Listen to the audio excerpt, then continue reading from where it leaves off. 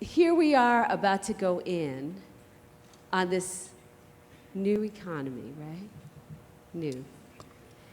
So first I want you to think about, like, be grounded for a minute and what it means for something to be new, right? It's sort of like, some of it is about what histories and what knowledge and what stories are hidden for you to think it's new. Just sit with that for a minute, right? And then let's think about, what is an economy?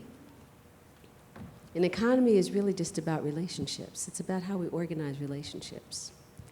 It's more than making and producing. It's about how we relate to each other, right? And a new economy is about changing those rules, right? But then new is also in relationship to old. And so here we are right here.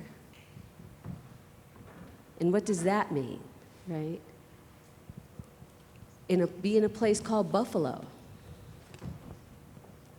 Driving by the names of the original residents as street names, as street signs. To be standing, literally, in an old economy that we're living, right? And then also, like, what does it mean when we think about changing and shifting that, right?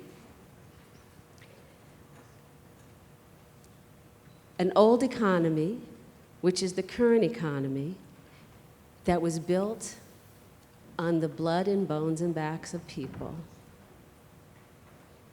Some of them ancestors, actually all of them ancestors to everybody here, if we're honest. Right, so we want to be in that moment for a second and think about, what does it mean to transform an economy?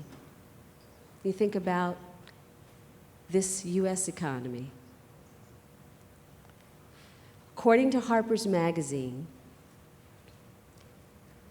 about 22 million hours of labor was stolen from African people between 1619 and 1865.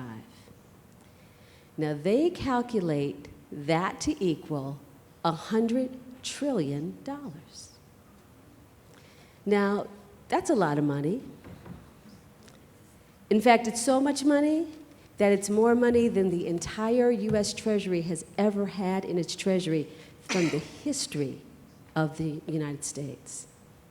So sit with that for a minute. That's just black labor. That's not all the other people who got ripped off. And that's only to 1865. So part of what I want us to think about as we move into this conversation, this strategic conversation of what it means to go in and make change and create a new economy where we have different kind of relationships, is like, what does that mean? What would Alton Sterling be doing in the new economy?